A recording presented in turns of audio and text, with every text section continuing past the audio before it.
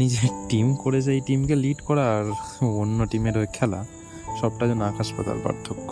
আর তফাৎটা অবশ্য তোমরা সবাই জানো। ও আচ্ছা, হ্যাঁ, I am sorry and I share my own opinions of my team.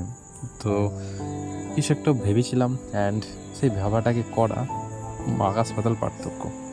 তেমনই আমি একটা টিমকে আবার নতুন করে তৈরি করার জন্য যেভাবে লেগেছিলাম বা লিড করতে শুরু করেছিলাম, বাট বাট বাট বাট বলে না যে টিম এর লিড তুমি যতই ভালো করো না কেন, প্লেয়ার যদি সিরিয়াস বা সে তোমাকে যদি ততটা ইফোর্ট না দেয়, তাহলে টিমটা বেশি দিন টিকে না।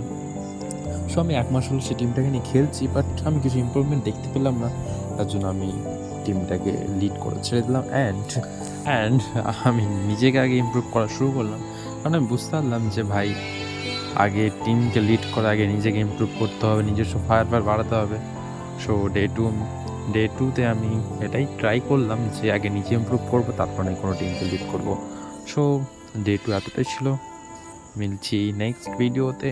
চলো, টাটা, পরে আবার বলা হবে।